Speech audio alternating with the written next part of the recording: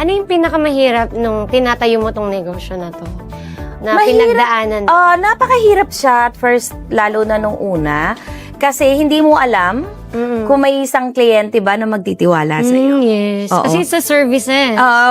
Services kasi kami. So, kumbaga, hindi mo alam kung papatok ka ba, kung ikaw ba ay magtitiwala ba yung kliyente na lalapitan mo, na kaya ba nila, 'di ba?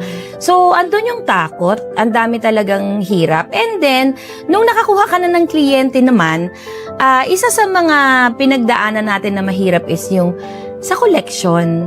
Kasi hindi naman lahat ng kliyente kasi is talagang bayad agad. So, may process kasi yan. So, you have to submit liquidation, the report, and yung mga kailangan nila bago sila magbayad. So, kailangan mo talagang maglabas muna. So, parang ganun yung ginawa mo, talagang para makilala kayo, talagang ang mahalaga is makakuha mo na kayo ng mga kliyente. Oo.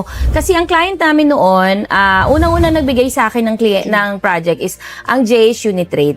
So, si JS Unitrade talaga, hindi ko siya makalimutan kasi hanggang ngayon, client pa rin namin siya. Since 2015, nagbago-bago na yung mga brand manager, trade marketing manager, still, andyan pa rin kami kay JS Unitrade. Kasi kaya, very thankful ako sa kanila kasi sila yung unang-unang nagbigay, though napakaliit ng project na ibinigay sa amin.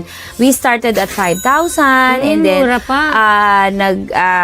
nasundan ng 15,000 and then lumaki ng lumaki, ganyan. Pero hindi naman namin tinitinan yung amount or yung cost ng project o project cost na tinatawag kasi ang importante sa amin is masubukan nila yung services na meron kami at paano namin i-handle yung project na ibinigay nila sa amin. Kasi feeling ko naman, okay naman. Yes. Kasi until now, nandiyan pa rin sila. At ang pinakamahalaga doon, is may nagtiwala agad, di ba? Nagtiwala ka agad muna sila. nila yung services. Oo. And then, palaki ng palaki. And then, hanggang sa nagkaroon kami ng other clients. Andyan ang Mega Fishing Corporation. Naging URC din, yung sa URC. Then we have Asia Brewery. And then, marami pang iba. We have Montosco, Sulain, ano pa ba? Sespri. Ayan. So, ang lalaki ng mga companies na Cosmetic hawak nyo. Asia Corporation yan. Oo.